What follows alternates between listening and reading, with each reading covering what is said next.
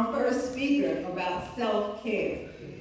And that's a biggie with us because, as she said, we always put ourselves on the back burner. We always delay. We always pouring into everybody else. But that feeds right into what I want to talk to you about. Your heart. Your heart.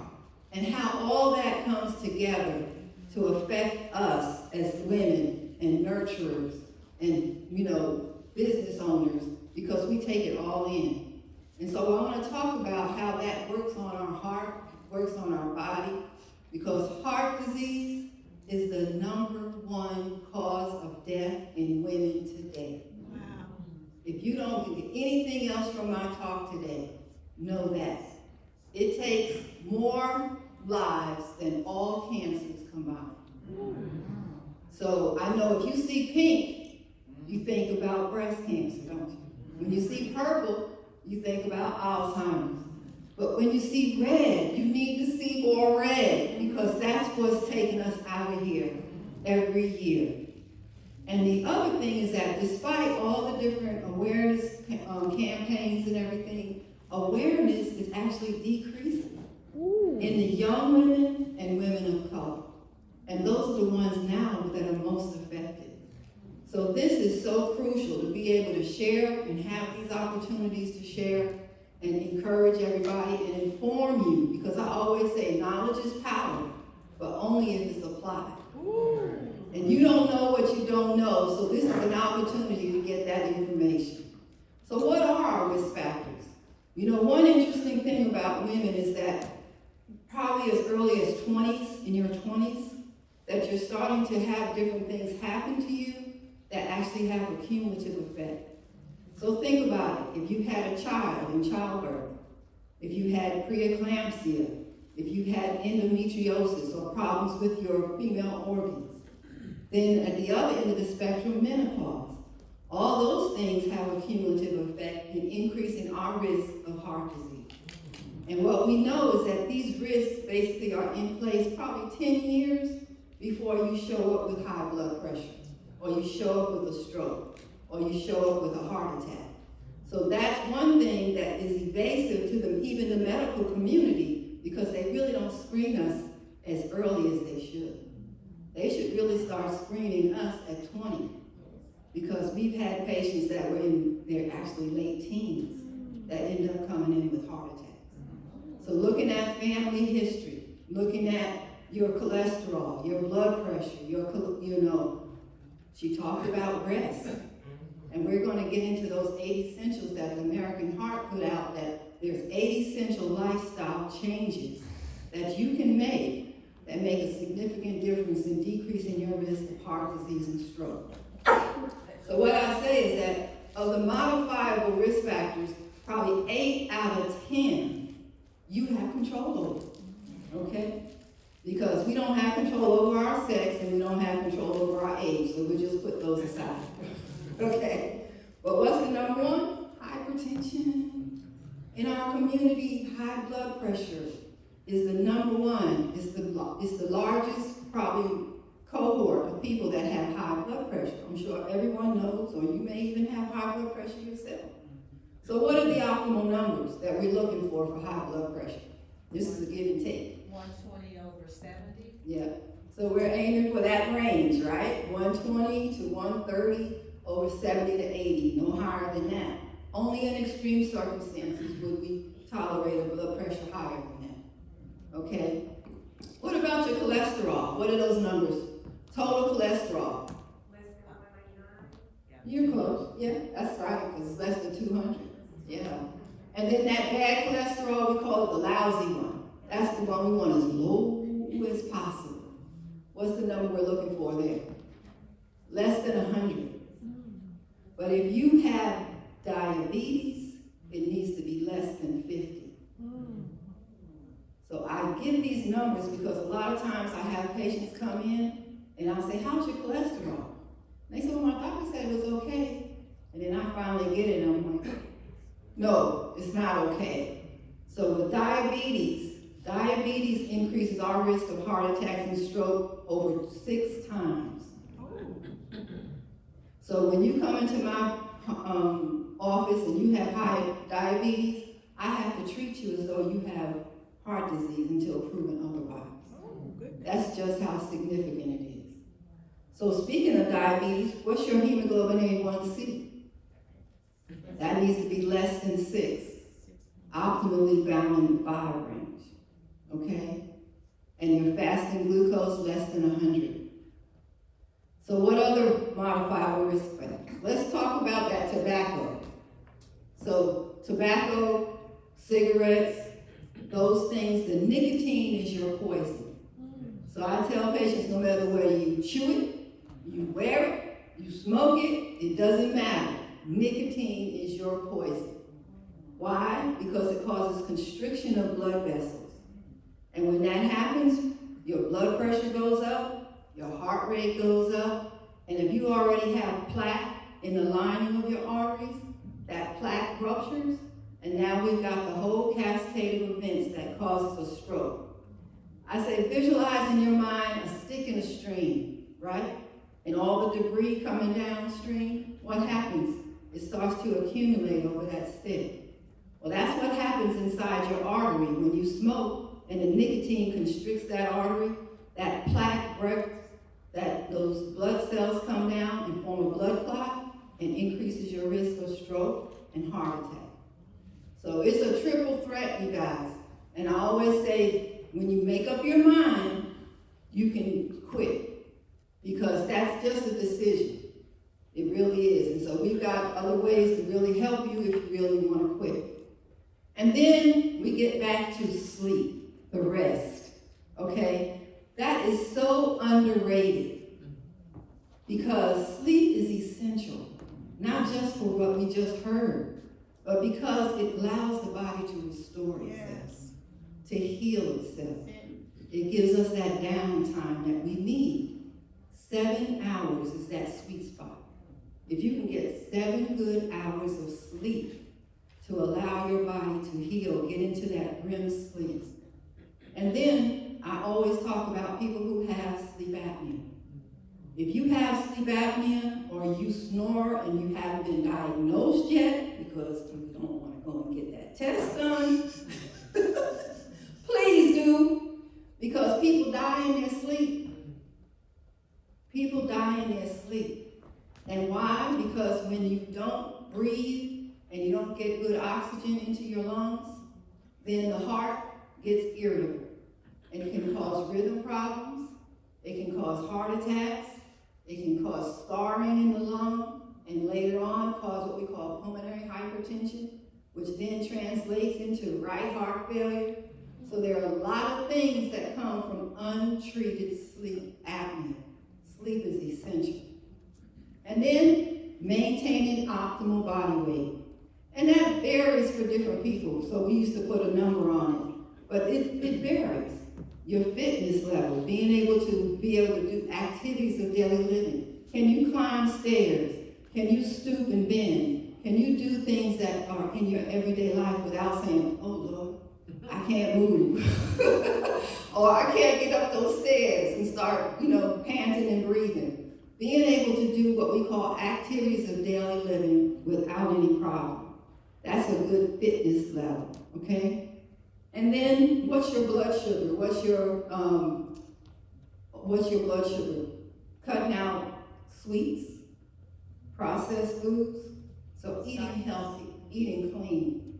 And we even talk about eating more plant-based foods. But I warn people because a lot of those processed plant-based foods have a lot of ingredients in them.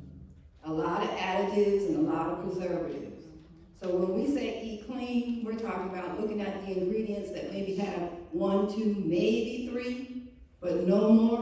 Okay. Because after that, you get into the processing. You get into ultra-processed foods, which are basically not healthy. So even though it's plant-based, it's really not as healthy as eating maybe the alternative from the garden or from, the produce section. So be wary, read your nutritional labels. So what else? We talk about what are the symptoms, because that is often the cause of women not being diagnosed early. Because we're typically atypical. We have symptoms that are not the typical symptoms. In men, you get the crushing pain going down the left arm, right? In us, it may be, I'm just so tired. I can't, these things I could do 6 months ago, I'm really exhausted, climbing stairs or doing things around the house. It may be nausea. I had a patient and her symptoms were just nausea, where she would have nausea. I had another one where it was headaches. So anything that is different or different from the norm, you know your body. And I also encourage people, be your own advocate. Come on. Because if you go to the doctor and you know that something is off, you need to basically leave there assured that everything has been done to prove that it's not your heart. Because too often then we show up later with the heart attack or the stroke. So be your own advocate. And then how do we diagnose it? We diagnose it with a stress test. Some of you probably have had this treadmill test. We have other tests where we image the heart. And one thing that we're doing now, and I would encourage you to maybe seek it out, is a coronary calcium score. And that's the ability to basically get a CAT scan to look at the arteries of the heart and see the calcification that's building up in your arteries. Often that's a motivation too to say, I need to get more serious about what I'm doing. And that's something that you can do. You can call one of the, like Premier or Reyes or one of the imaging centers and just make your appointment. You don't need a doctor's order for that. And that's coming out of pocket, but it's worth the investment. It's less than $100. And that helps you to basically see what's going on. Because oftentimes, I have patients too who have normal cholesterol, but they have problems with coronary calcium. And so they have the beginnings of heart disease. So I encourage you all to get that. And then we have the EKG and the echocardiogram, which basically takes pictures of the heart. So these are some of the diagnostic tools that we have, the risk factors. We talked about the symptoms that I really want you guys to pay attention to, because that basically translates into you getting diagnosed early, interventions being made, and decreasing your risk of heart attack and stroke. Okay? That's really all I have. If anybody has any questions.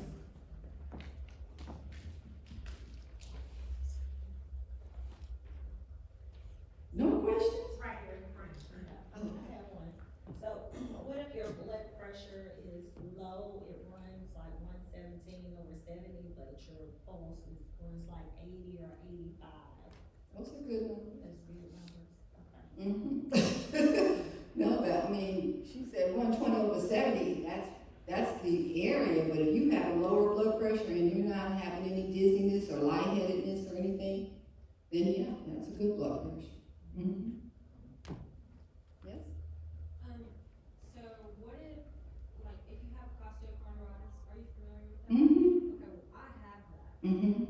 So, like, would you say a person that's diagnosed with that has a higher chance of, like, heart attack, XYZ, or? No, costochondritis is inflammation in the chest wall. Right. So we have cartilage, right, where the ribs meet the breastbone, and that can get inflamed. And that's why I could go right there on your chest and press down and find the area. So no, it doesn't increase your risk of a heart attack. It often mimics the pain of a heart attack. Yeah. But it's inflammation, yeah. Yes? So I'm diabetic, and you have me thinking about whether or not I need to go see a heart specialist. So what other factors would I be prescribed to go see a heart specialist? Just you having diabetes. Oh. That's such a strong, we consider that what we call a cardiac equivalent. Oh. That's just how strong a risk factor it is for heart disease, because it accelerates the process of atherosclerosis, i.e. the deposition of calcium and cholesterol in your arteries. So I can go to my doctor and ask her to send me to a heart specialist? Yes. Okay. And, paying close attention to what your cholesterol is, what your Okay. hemoglobin A1C. There's also three labs that increase your risk probably 3 to 4 times. And that's your LDL that we talked about, the lousy cholesterol. Then the LP(a), which increases the risk, especially in the African American community. And then a CRP, which measures the inflammation in our body. And if all three of those are elevated or abnormal, that increases your risk almost 4 times of having a heart attack or stroke in the next several years. So just being a diabetic, you need to have screening. You need to have baseline screening. Okay, thank you. Yep. Yes, ma'am. Would you mind explaining a heart murmur? Sure. A heart murmur is the ability of us to hear the blood flow going back and forth across a valve. Depending on the sound and the location of that, will tell us if it's a tight valve or if it's a leaky valve, and where it is, which of the valves is included. And then we do an ultrasound called an echocardiogram to actually verify that. So if you have a heart murmur, then that would be a reason to get what we call an echocardiogram, which is an ultrasound of your heart, to be able to look at the valves and the structures of your heart. And that would tell us exactly what valve is leaking or which valve is tight. A question, or a profound question. Mm-hmm. So when I was younger, preteen, or right at becoming a teenager, Mm-hmm. they did tell us that I had a heart murmur. And I don't remember us taking any further tests or anything like that. So could a heart murmur be like a precursor for a heart attack later on in life? It depends. Now, the heart murmurs that you hear in childhood will sometimes go away. Because as the heart heals and gets older, the areas that would normally leak and cause that murmur seal up. Okay. So that's a reason for them to follow that child into, their teens to see if it actually goes away. There are heart valve problems that do increase your risk, but that's usually later in life. So if the aortic valve gets real tight or something, that can cause problems with your rhythm and increase your risk of having heart problems. But usually from a child, it usually heals and people never hear it again. I don't think we had ever heard anything after that time. Mm-hmm. That was like the one time I remember, and then, of course, we go to the doctor over the course of our lives. Right, and nobody ever. Yeah, it probably was what we call a little PSD or a little pinhole in the embryonic stage that is there to allow you to basically oxygenate like a little frog, a little tadpole, because the two sides mix, but once it heals and that closes up, then that murmur goes away. Mm-hmm. I know, when I was younger, the doctor said I had a heart murmur, but they, described it as having an irregular heartbeat. And as I got to be a teenager, I had some doctors that they would find it or hear it. Some doctors don't hear it. Like some of my doctors now, they don't hear it, but some doctors will. So. And it depends, because it depends what it is and where it is. Because if you have anemia or if you have infection and you're in a high stress situation, then we may hear it. But if everything is good and your blood pressures are down, you may not be able to hear it. So yeah, that's something. And then how keen is that person's ear, to be able to get in tune and actually hear it. So yeah, it could vary though, depending on what's going on with you. Mm-hmm. Yes. If you have an elevated lipoprotein A test, are these factors in consideration? Because that's more, genetic. So how would you advise a patient that has an elevated number? LP(a). One, I get their cholesterol. I get a full panel. We call it a cardiac IQ, to be able to look at not just the basic cholesterol numbers, but what we call advanced markers, because LP(a) is one of those. And you're right, it's a genetic factor, but what does that tell you? That now you have to be more aggressive. You have to basically be probably more proactive than someone who didn't have it. Because that's a factor that you have no control over, right? But we talked about those modifiable ones, so you keep all those in check and you're doing the best you can. And keeping the LDL as low as you can. The HDL is high watching your triglycerides, getting your blood pressure under control. Exercise, we didn't talk about that.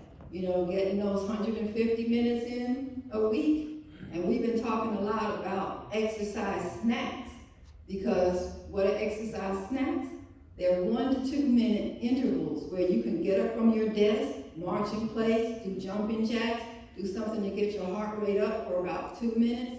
And what we know from the research, that if you do 2 or more exercise snacks a day consistently, that's better than just going to the gym and working out inconsistently. Wow. And you can get your 150 minutes in without, people always talk about they don't have time. Right. Okay, you have 2 minutes. Right. Okay, and at lunchtime, go for what we call a post-meal walk, where you basically out there for 10 or 15 minutes. That helps your digestion, it helps with weight loss, right?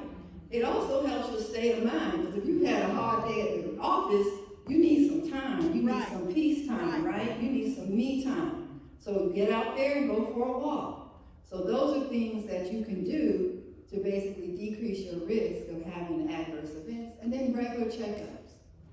Find a good preventive cardiologist or internal medicine that's really aggressive with that, and make sure that you really get your regular checkups and keep your risk factors in check. Yeah. When I was younger, they had said that I had a much heart. Mm-hmm. The whole thing was don't get stressed or get aggravated. But like I said, I've never had that. When I had my heart checked, they never said anything about that since then. But I'm like, I've been aggravated. Not aggravated, like you just said, to take control of that. So I've been trying to Right. Yeah. Yeah. And you start talking about it. It was a long time ago, and I actually forgot about it. Mhm. Talking about the heart. Yeah, stress can kill you. And so that's why that was such a powerful talk, because we do have to find a way. I always ask my patients, how you handling your stress? What are you doing? And taking those post-meal walks, or taking that early time in the morning. Before my feet hit the floor, I'm in devotional. I'm, in prayer. Because what happens when your feet hit the floor? You off and running, right? So if there's something about that where you just say, that's my time, and scheduling it, just like she said. Scheduling those massages, scheduling that me time. Go out with friends, social. We are social beings. If COVID didn't do anything else, emphasize how much we are social beings, and we need community, we need each other.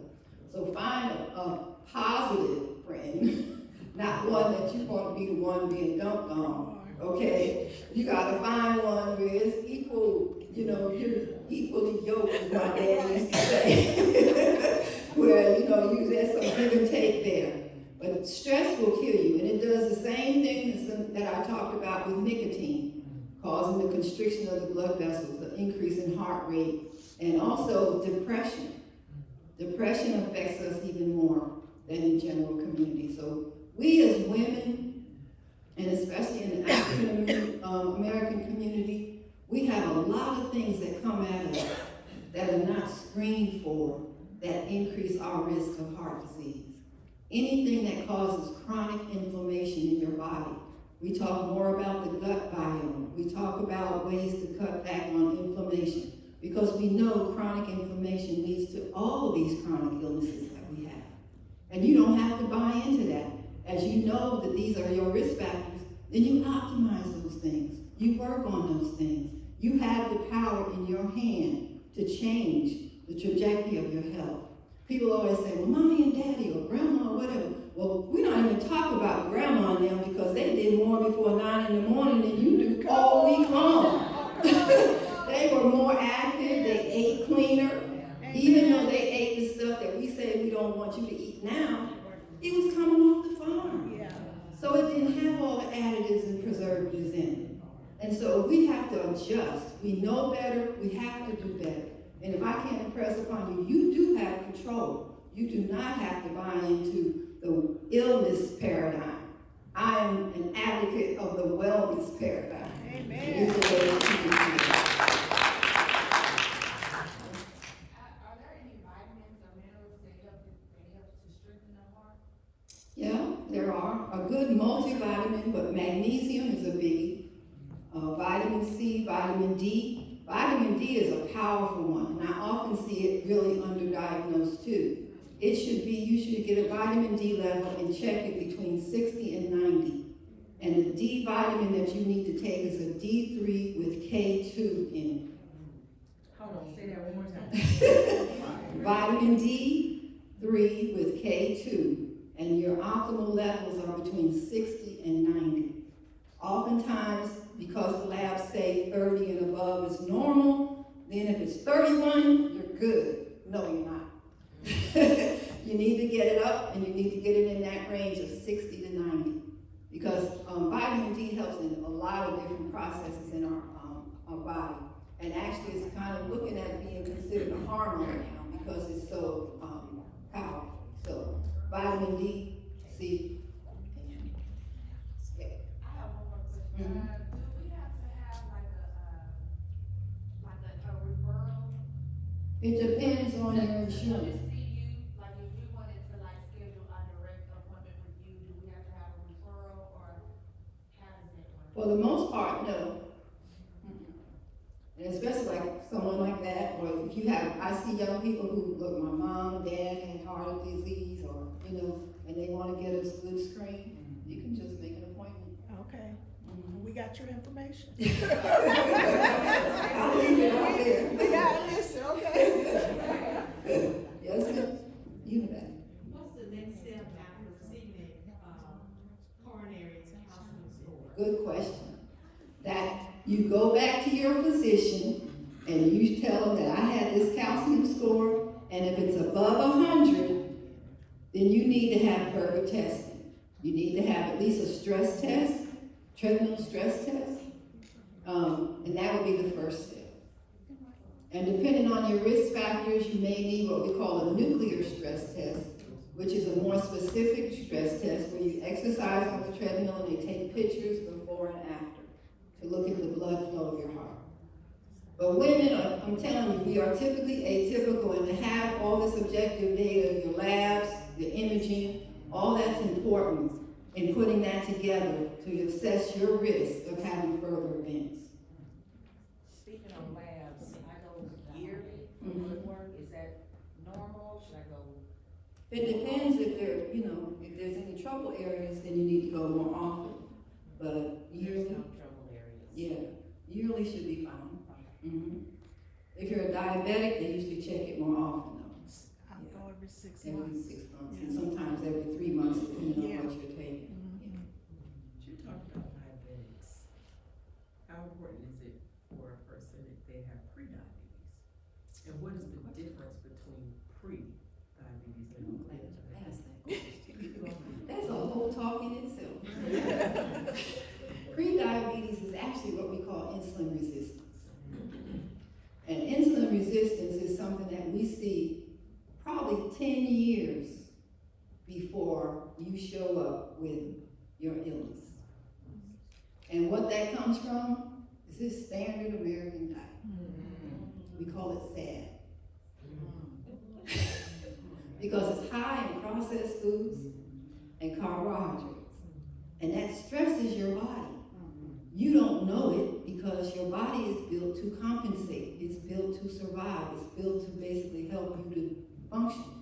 So over those 10 years, and you're steady eating these carbs and things like that, the pancreas is spitting out insulin. Okay? So it's covering you. So your blood sugars and everything may look normal. Then all of a sudden you go in and have those annual labs, well, your blood sugar's up a little bit. Okay? And then you start to maybe put on the weight here and can't get it off. Okay? So then that's the body saying, there's too much sugar floating around in here. I gotta find a place to put it.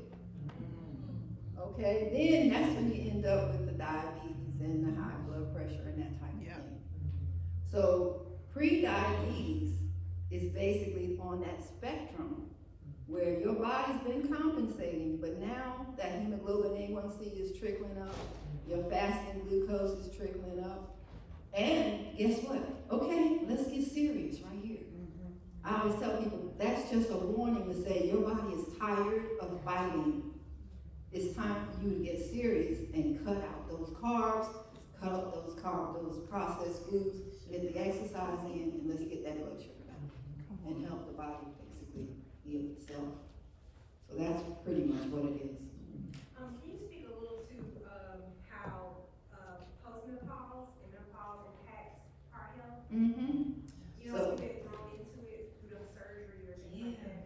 And I see a lot of women in the perimenopause period having palpitations, brain fog, and chest discomfort, just not feeling good. Because the hormonal changes do affect our estrogen. And the estrogen in the early years was considered cardioprotective. But we don't look at it as much there, but it does wreak havoc on the heart. So it's really those hormonal levels and the low estrogen that basically start to play a part in increasing your risk of heart disease. What is perimenopause? Perimenopause is when your estrogen levels are starting to drop, but you're not in complete menopause, and you're starting to have symptoms. But you're not in complete menopause until you don't have a menstrual period for about a year.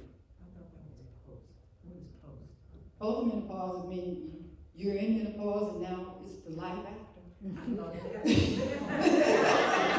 It's life after you have been declared in menopause. Perimenopause is in that area in the early times when you're not quite in menopause, but you know, you're starting to have symptoms, the hot flashes and all the other things. I often hear people talk about the stents. What is that process like in stents and that? Stents. That's if they find that you do have a blockage, say you have one of these stress tests or these other imaging studies, and they go in through your artery there in your arm. We used to go into the leg, okay? But they pass a catheter up and inject contrast to look at the arteries of your heart. And if they're 70% or more, then they'll take a balloon catheter, open it up, and the balloon has a little like titanium apparatus that basically stays there to hold the artery open. They deflate the balloon, pull that out, but we leave that little contraption there. So it's a way to open up the blockage and to basically sustain it in an open position. And that's why you have to take blood thinners to decrease the risk of blood clots forming around that stent and closing it off. Yep. I have two questions. Once you take the coronary calcium test, do you have to take it again so No. often, or so that just at one time? Just at one time. And then my next question is, if your numbers are good and, you know, you're doing good, but then your cholesterol is high and you're going through menopause, is there something, that you could do or, like some natural intake to try and help with your cholesterol along with your diet? It depends on what your cholesterol numbers look like. So definitely diet and exercise matter. If you're eating a lot of saturated fats, foods with animal fats in them, and if that LDL, that bad cholesterol is high, then cutting those down, cutting those out will help to do that. And now, you know, the Mediterranean meal plan has really been one of the better ones because it gives you some balance. So things like that. Omega-3, that's often overlooked, is your fish oils. That's another one that is very protective, and it actually helps in large doses and in prescription doses to decrease the triglycerides. But also there's been some studies where there's been some mild regression of disease if you're found to have blockage. It's mild, but it basically stops it from progressing. So, yeah. So Omega-3s. In high doses. In high doses. You have to take 3 to 4 grams, and you have to look for one that has the EPA. There's 2 types of omegas. You have your EPA, which is the cardioprotective, and the DHA works on your brain and bone. So you want a supplement that has the EPA in a 2-to-1 ratio, 1,200 to 600 milligrams.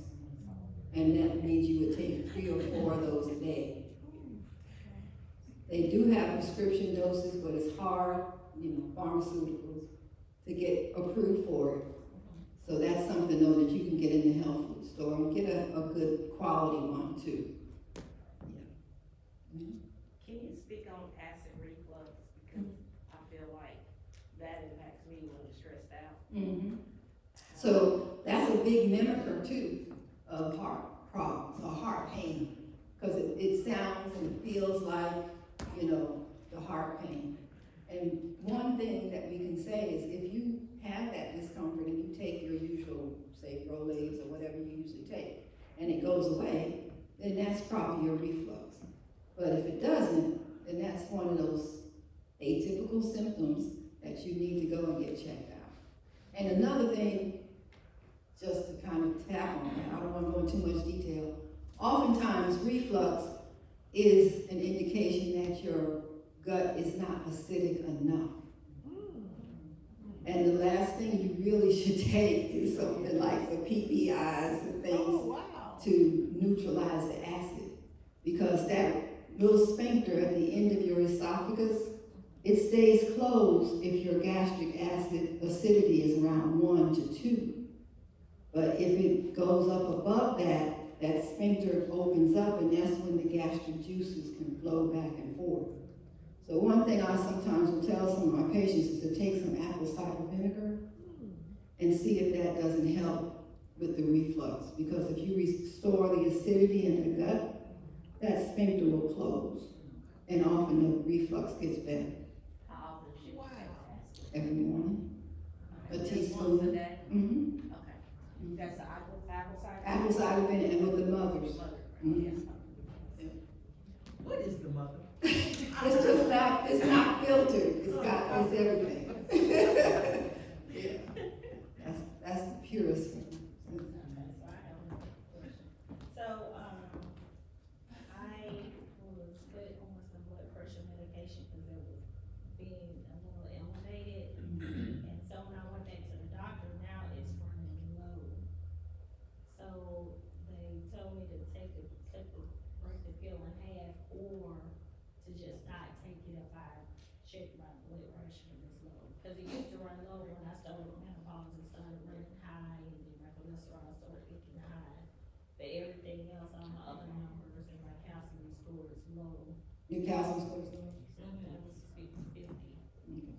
I'm coronary calcium score, Mhm. I'm sorry.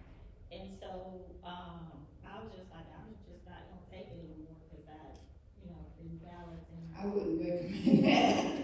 I would recommend having a conversation with your doctor and, verbalizing your frustration with what's going on. The other thing that I also want you to be mindful of is that even though your coronary calcium score was low, if you have other risk factors, have you ever had a stress test? Yes, I did all of that. When I started in perimenopause, I started having heart palpitation. I didn't know the effect of menopause on the body. So I went to a heart specialist because it runs in my family. And so I was trying to do preventive measures. So they did the test that you're talking about. I had the echo.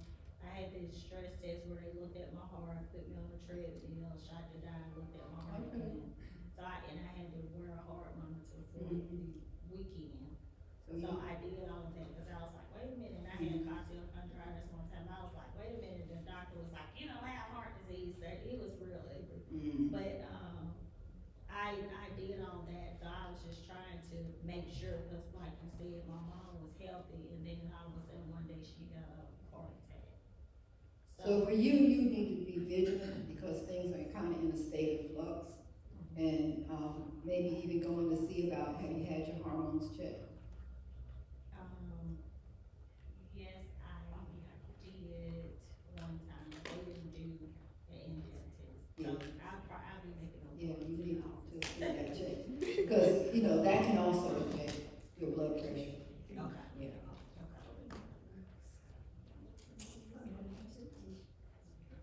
We have another question. Okay. We. They were discussing it. So I had prostatin, just for cholesterol. Cholesterol. She was like, one of the side effects is memory loss. I thought I had that before. Just, trying to remember stuff, but is that true? Is that one of the side effects? That's one of the side effects that they have to report everything. Right. So if you feel like it temporarily relates to you taking that medicine. You may discuss it with your doctor and, you know, see maybe about coming off of it, see if the brain fog gets better, see if there's any really true relationship between the two, and then go from there. I have a question.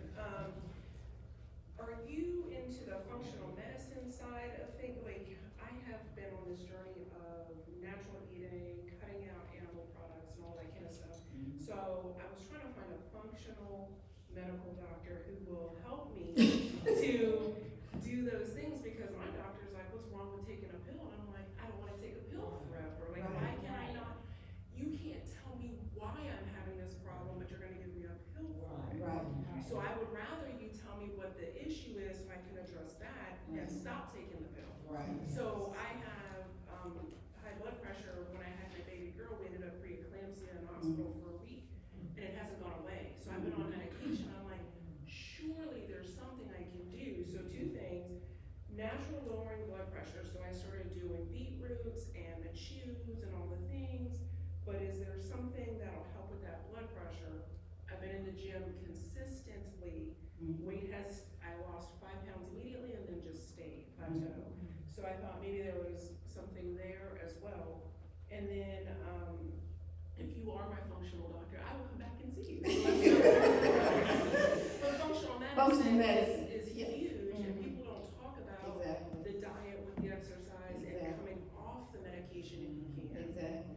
So. Yeah, I mean, that was one of my frustrations as a cardiologist, seeing that we've done everything that traditional medicine tells us to do, and the patient's still saying, but I feel like crap. I still don't feel good. What's wrong with me? And so, yes, I have merged into functional medicine for the last couple of years. And there are different things, but we have to look at your labs and kind of do a more in-depth evaluation to kind of see exactly where we need to go with that. But functional medicine gets to the root cause of different illnesses, and so oftentimes regular testing doesn't get as in depth as it needs to be. It doesn't look at how things are metabolized in your body and how it actually works. For instance, I've had several clients who were in that perimenopause period, and they were told that their estrogen levels and all their sex hormones were normal. But I still have hot flashes. I still have these palpitations. I have the brain fog. Okay, so then we do a more in-depth test to look to see if your body actually metabolizing those hormones and making it useful for your body to use. And what happens is the traditional labs measure, I liken it to oil on the top of water. They measure the oil concentration. But how does that oil now mix in with your metabolism to basically help and work your body? So what we're looking at is how your body actually metabolizes different things. Because it could be as simple as a low magnesium. For those of you who took, chemistry, all that Krebs cycle and everything, remember those coenzymes, the coenzyme Q, okay, the potassium, the magnesium, the B vitamins, that's a big one. If those are deficient, then your metabolic processes are not going to work. You can take all the different medicines and supplements that you want, but if that metabolic process is not working, then those substrates above that point will show as normal or even high. But your body is saying, I don't see it. And that's the same thing that happens when you eat processed foods and ultra-processed foods. That's like eating plastic. Because the body is looking at that and saying, there's no nutritional value in that. So I'm full. 2 hours later, you're hungry because there's no nutritional value. And then they don't know where to put it. Again. Okay? And that's why you can't get rid of it. Because you have to change what you eat. We are what we eat. You have to change that. Plus, we have to look at those metabolic processes to see where things are breaking down and you're not able to basically take that process to completion. So, yeah, you would ask. My aunt is in her her 70s and she's been on high blood pressure for over 40 years. Is that normal? Yeah, yeah, we see people on it for life. Wow, okay. If nobody's reevaluated it, you know, because oftentimes they just come for their annual exam. You feeling okay? Everything looks good? Okay, see you next year. And they don't even change anything. So let's have a conversation. How are you doing? Have you lost weight? Have you gained weight? What are you doing? So that would be the conversation to determine whether she still needed the medicine. Okay. Like this one, her red blood pressures are low. So there's a conversation that needs to be had. Yeah. How do you have that conversation with your doctor? What is it that you tell them that, you know, you wanna do? I wanna reevaluate my meds, or I've been on these meds for this amount of time, what can we do? Can we reevaluate them? Is there anything that I can stop or anything I can do to maybe get off one of these medicines? Are they necessary? Okay. Being your own advocate. So I have a question, it's kind of lengthy. So, what would you advise me to do? So I'm 39, we have a history of heart disease. My mom is actually on oxygen. She was smoking for 50 years. So me and my sister take turns every, I think it's now 2. She went from 72 hours to like 59 hours. She had the remodeling, pump with her. She got the pulmonary hypertension in her lungs and stuff like that. So I've been in menopause since I was like 33. I have nothing, I have like a total history. Okay. I have nothing. I am on CPAP. I have sleep apnea. I have acid reflux. I've started eating healthy. I've started going to the gym because just basically like my health and seeing how it impacts my mom, and then my grandma had like stent in her heart, leaky bad, so it's super bad. So would you think that recommend to just go, like if I would call to make a doctor appointment, do I need to go do the imaging you was talking about first, or just call like Make an appointment. just make an appointment with a call? Gotcha. Okay. Look at everything. Okay. And that early menopause is another risk factor. Okay. That, you know, I said they don't screen for that because that happened before you were 40. So anything like that happened before your 40th birthday definitely puts you at risk. Also because of the low estrogen and all that. And I changed every 3 days. I had like the hormone patch, so yeah, and I feel like so I do that as well every year.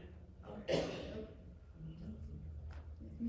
So what do you think about hormone therapy, like synthetic hormones? Is that a bad thing to balance your hormones, or? It depends, you know, I'd rather do it naturally. There are a lot of different natural supplements that you can do once you get a baseline evaluation. So it all depends. I mean, that'll be another conversation to have, you know, with your GYN or whoever's giving it to you. Do you recommend any natural? There are clients that we have that have had menopause, perimenopause symptoms, and we use a more natural supplement for their hormone replacement. What she's saying is she's not gonna give you that without being seen first. For her to make a That's recommendation. right. This is not medical diagnosis. This is just sharing information.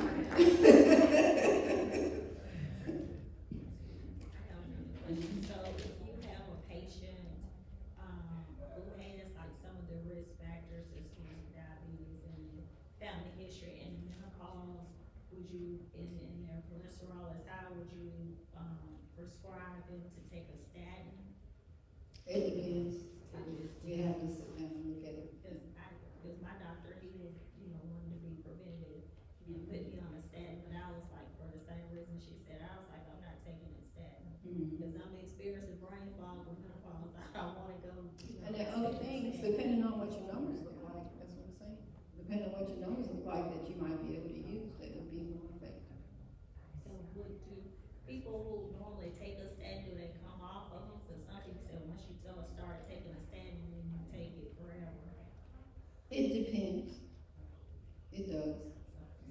If you're doing it for what we call primary prevention, where say the calcium scores are low and you're just giving it for primary prevention, there was a large study website. So we're relooking at that, actually, because that's why I interject the coronary calcium score. Because if your cholesterol, even if the numbers are not perfect, and your calcium score is low, what are we doing? Okay. So my counsel for somebody in that category would be, let's just get serious about your diet and your exercise and, work on those risk factors. Because right now, that cholesterol is not causing any problems as far as making you, having significant blockages. So that's a conversation to look at, looking at the whole picture. Anything?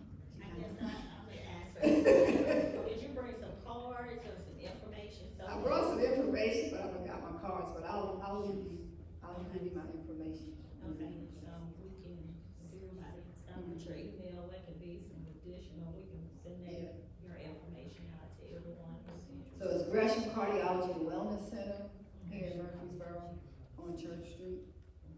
And my office phone number is 615-295-2411.